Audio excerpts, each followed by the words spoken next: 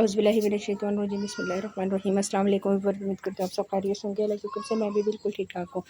आज हम एक और रेसिपी के साथ आए। आज मैं बनाने लगी हूँ चिकन चीज़ पास्ता। बहुत मज़ेदार और बहुत आसान तरीके से बनाऊँगी। तो इसको हम बेक पतीली में करेंगे, तो इसके लिए रेसिपी अपने एंड तक देखनी है। तो रेसिपी पसंद है तो प्लीज़ चैनल को लाइक और सब्सक्राइब करना ना भूलें।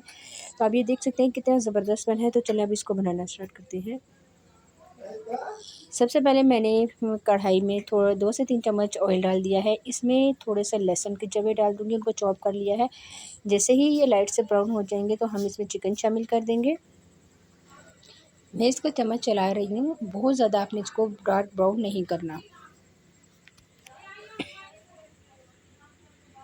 अब मैं इसमें चिकन बोनलेस डालूँगी। तकरीबन आधा किलो के करीब मैंने चिकन बोनलेस लिया है। उसके पीसेस को छोटे छोटा करके अच्छी तरह से वॉश कर लेना है। साथ ही मैंने थोड़ा सा सिरका ऐड कर दिया था कि इसकी स्मेल ख़त्म हो जाए।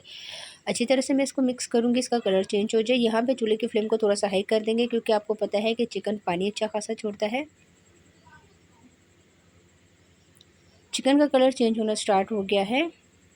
बोटी जो चिकन की है वो आपने बहुत ज़्यादा बड़ी नहीं रखनी। जितना भी पास्ता वगैरह अगर आपने खाया होगा तो आपने देखा होगा कि उसमें जो बोटी होती है वो थोड़ी सी छोटी होती है। अच्छी तरह से मैं इसको मिक्स करूँगी। अब हम इसमें कुछ मसाले शामिल कर देंगे। बहुत कम मसाले आपने डालने हैं। मैं इसमें शामिल कर रही हूँ कुटी हुई लाल मिर्च, नमक और काली मिर्च। ये टेस्ट के बराबर मैंने डाले हैं। डालने के बाद दोबारा से इसको मिक्स करना है। अच्छी तरह से ये मिक्स हो जाएगा। और अब इसके अलावा हम इसमें सॉसेस शामिल कर देंगे। सॉसेस में मैं इसमें चिली सॉस और सोया सॉस डालूँगी। नमक मैंने इस वजह से कम डाला है क्योंकि सोया सॉस भी थोड़ा सा उसमें नमक होता है।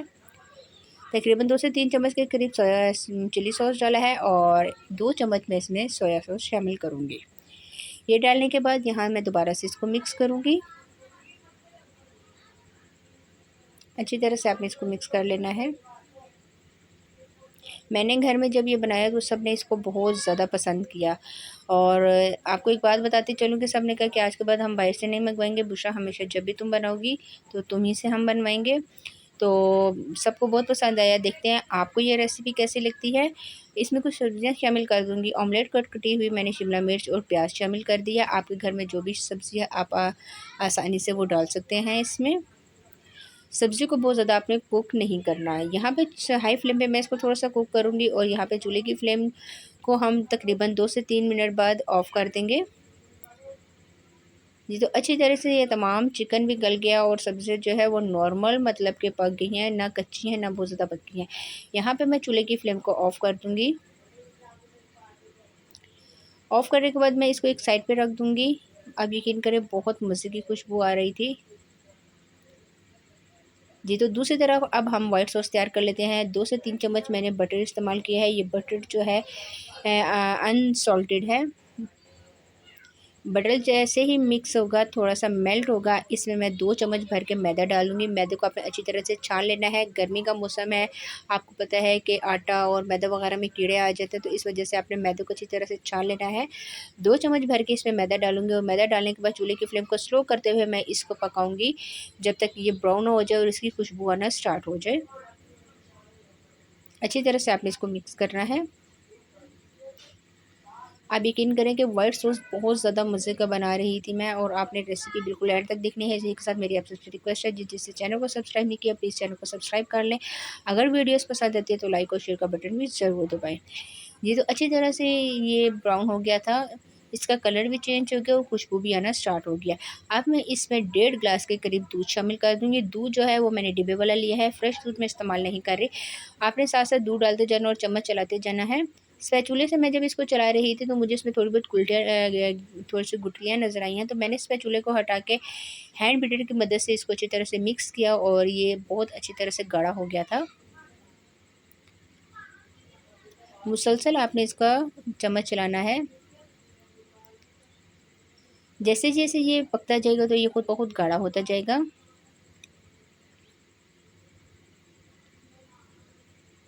जी, अब इसमें हम कुछ स्पाइसेस शामिल कर देते हैं। स्पाइसेस जो मैंने चिकन में शामिल किए थे वही मैं इसमें भी शामिल कर दूँगी, लेकिन उनकी क्वांटिटी को कम रखूँगी मैं। कुटी हुई मिर्चें, नमक और थोड़ी-सी काली मिर्च, ये तीनों मसाले मैंने इसमें डाल दिए हैं। डालने के बाद और आप ये देख सकते हैं इसकी शक्ल ये गाढ़ा होना स्टार्ट हो गया है। अब इसके बाद मेरे पास चीज़ पड़ी थी मोज़रेला चीज़, वो मैंने थोड़ी-सी इसमें ऐड कर दी है। चीज़ जो है वो मैंने फ्रीज़ की हुई थी, तो थोड़ा-सा इसको मेल्ट होते हुए टाइम लगा। अगर आपके पास कद्दूकस है तो आप कद्दूकस डाल लें, अगर आपके पास स्लाइसेस पड़े हैं तो आप वो भी डाल सकते हैं। जी, तो ये आप देखिए कितना गाढ़ा हो गया, और जब तक ये चीज़ मेल्ट होती है मैं इसको मिक्स करूँगी, और यहाँ पे फिर मैं चूल्हे की फ्लेम को बिल्कुल स्लो करके अपने इसको मेल्ट करवाना है, वरना जो आपका सॉस है व्हाइट सॉस वो जल जाएगा। ये अच्छी तरह से चीज़ भी मेल्ट हो गई है और वाइट सॉस बिल्कुल तैयार हो गया था। आप ये देख सकते हैं कितना खूबसूरत लग रहा है।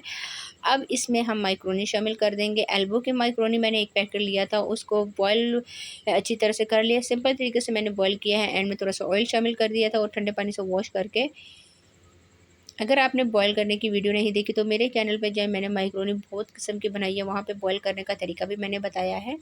अच्छी तरह से मैं इसको मिक्स करूँगी, मिक्स करने के बाद वो चिकन मैंने बनाया था, वो चिकन भी मैंने इसमें ऐड कर दिया था। चिकन जब ऐड करते हुए मुझसे वीडियो थोड़ी स्किप हो गई थी।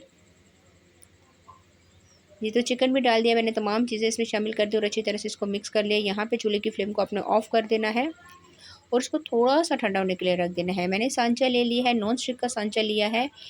इसमें मैं बेक करूँगी, और इसको थोड़ा-सा मैंने ग्रीस कर लिया था ऑयल के साथ।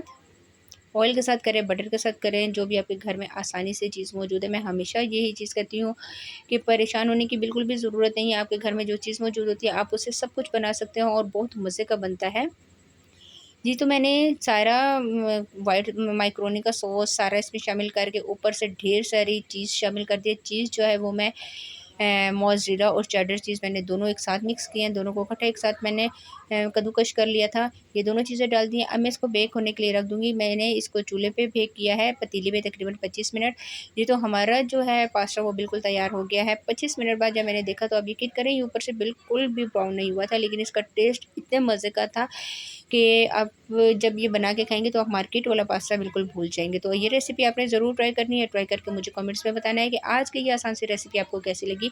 आप ये देख सकते हैं, मैं एक लेके प्लेट में आपको दिखाती हूँ। जी, तो ये इसकी फाइनल लुक है। बहुत मज़े का ये बना था।